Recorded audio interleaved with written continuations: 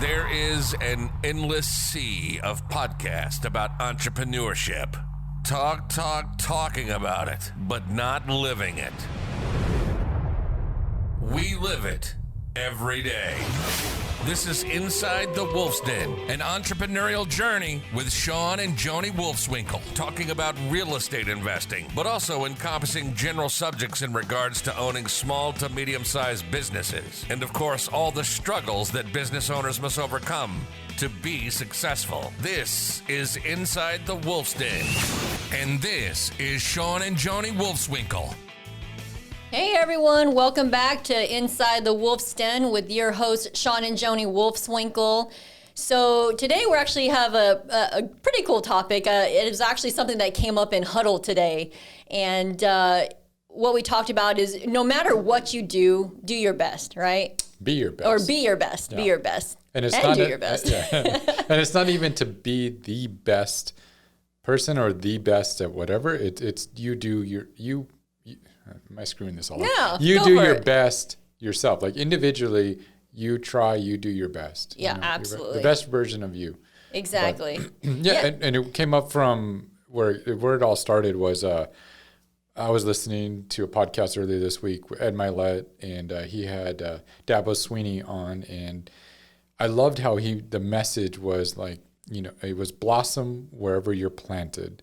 So again, blossom wherever you're planted. And I think that was like beautiful because it was talking about no matter where you are in life, and we all have goals and ambitions. If you're listening to this podcast, you're probably a go-getter and somebody that wants more in life. You're still at a certain place in time today, and It's about being that best version of you today where you are and making blossom right where you are today. So water where you are. Yeah, totally agree with that. So even if you're a barista at Starbucks, embrace that, right? Yeah, and make the best. Put the whipped cream on just perfect. Put that cinnamon on there. Exactly. Just be the best version. And so how can we be the best?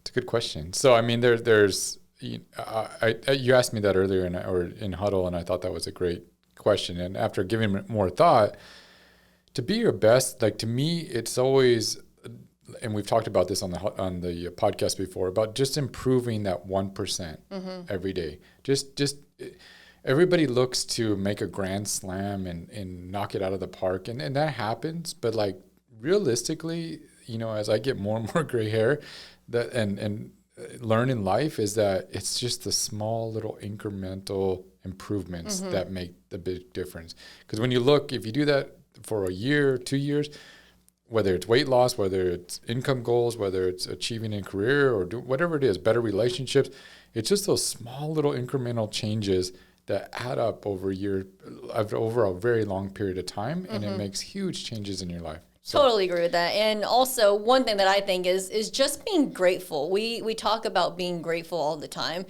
Nobody owes you anything, right? And so just being grateful for what you have, being grateful for the, house you live in, your job, just waking up every morning with gratitude, because let's be honest, nobody owes you anything.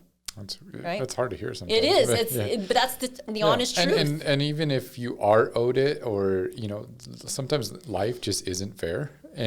But instead of coming with a crappy attitude or a shitty attitude, and you're coming in saying, you know what, like I deserve that, or somebody's overstepped me on a promotion. Right. Instead of going with that, and then you lack drive, or you don't do your best, currently where you are, and all of a sudden, you get fired, or then you're like, well, you're looking for some other reason why, or instead of just looking in the mirror and saying, hey, you know what, maybe I didn't do my best, or even if I did deserve it, but I'm not going to worry about that. And sometimes crappy things happen to people in life, and I'm going to do better, and I'm going to keep doing my best, and I'm going to keep doing everything well in my job. I'm going to keep doing the best version of me. I'm going to keep making the best coffee. I'm going to be the best receptionist. I'm going to be the best salesperson. And you focus on the details, and it'll add up. Eventually, it will get seen, and you'll make that change. Yeah. So. Absolutely. And also what brings me to my next point is not worrying what other people think, right? Because, and worse, comparing yourself to others, which I mentioned this a lot in my book, The Choice is Yours, is that, that crushed me growing up, listening to what my family members said, my friends, that you're going to be just like your father and your brother, that if you believe that, which, I mean, if you listen to those people and you believe that, then you're going to become that. Yeah. Right? Yeah. So, yeah. I mean, I agree. I was one of, my own personal journey. I used to, when I was younger, I used to really believe or listen into it. And sometimes it's not even outside people. Yeah. It's your own. It's your own self, voice, and that's another thing too. Yeah, being mentally tough because your own mindset can bring you down. Yeah. So for me, it wasn't even. It was what I thought everybody was saying about me, or I thought it was about what everybody was thinking, and it really, truthfully, it was just me telling me telling that to myself, or telling my own story. That, and once I overcame that and understood that. Number one is probably people don't even know I exist or didn't even care at the time. I knew you existed, but that's not true. But it didn't matter once I started not caring what other people thought, and I just focused on myself and what I can do, and again, just be the best version of me every day and show up every day, giving 110%. That's all that mattered, and that's what helped me, marry you, and being so lucky. Worked out.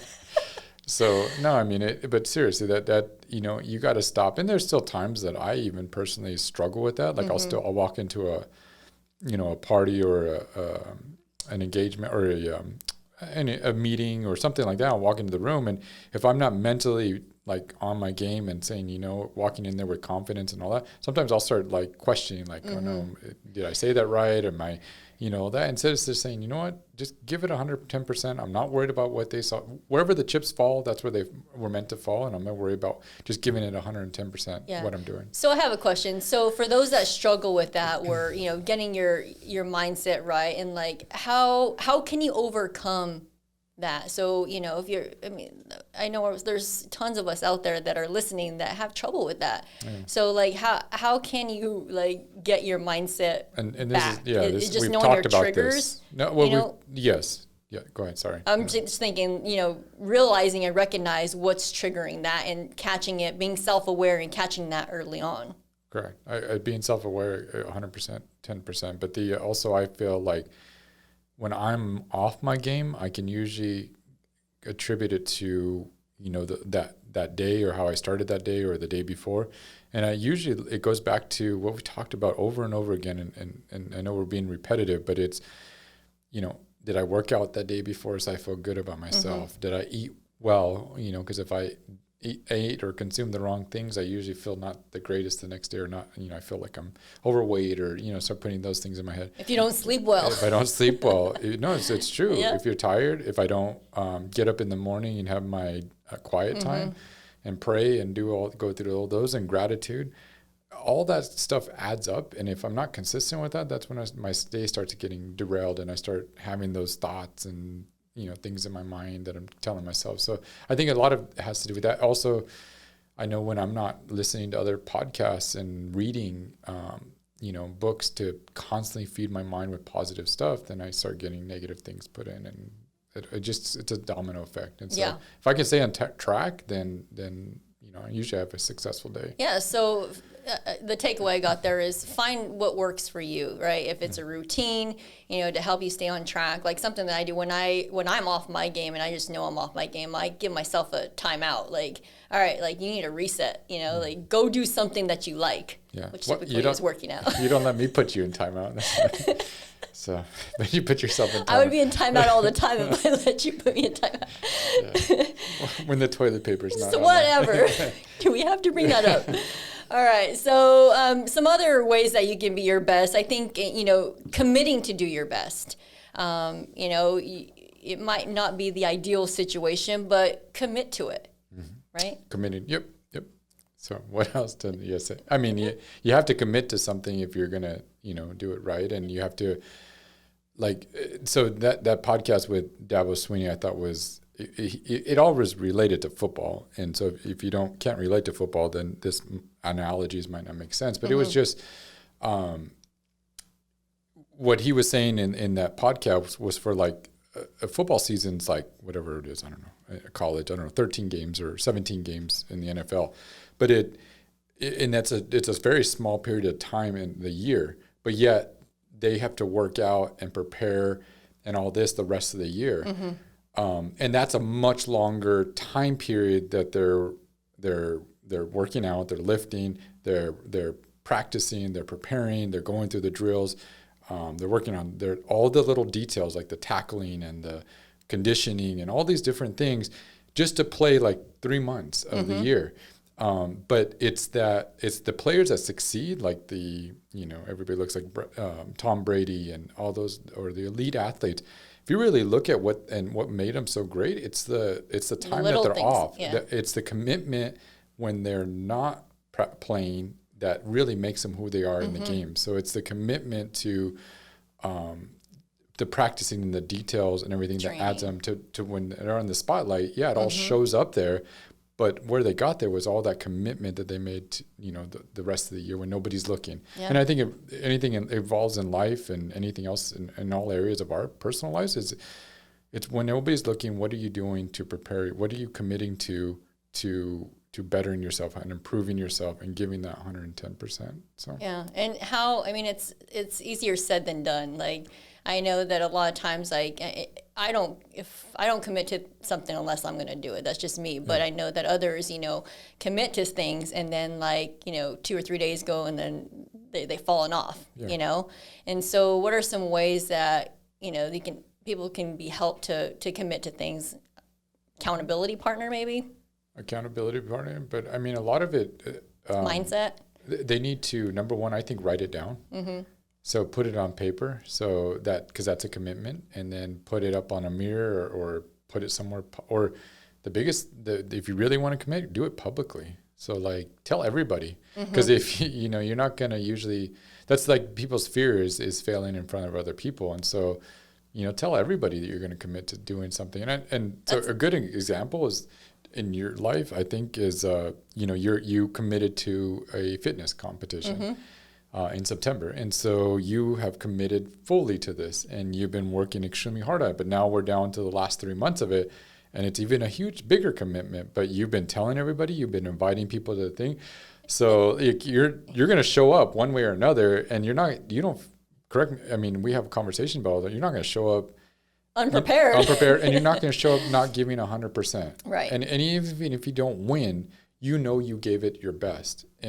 But I'm going in with the attitude that I'm going to win, whether I do or not. But yeah, absolutely. I think that, and that's one way that I commit to things is, like you just said, telling people or, registering for something, because that's what's going to get you to correct. That point. And you said the other night, you're like, okay, I registered for it. It's committed. We paid for it, and it's in the books, and it's on the calendar. That's another thing is I think putting in the calendar. So if it's there, it's blocked out a time, and you're going to do it regardless. And so, but it's exciting, and it's a commitment, and you got our family around it. That hey, this is going to take a big commitment. I'm going to have to work out twice a day, and we're going to have to eat right. We're going to there's all these things that affect us as a family as well to do it, but and we're all behind you and supporting you because that's it's a good point. Having your family, behind you every step of the way. So, what else you got? The other couple points I had is push harder. Don't give up. So even if I know a lot of times it gets hard and people just want to. Or you don't get that job promotion, you're like, this sucks. Like, what am I going to do now? And they try to move on. Push harder. Next time, hopefully it's better for you. Correct. Right? And then put a smile on your face. I think with everything that you do in life, you have to put a smile on your face.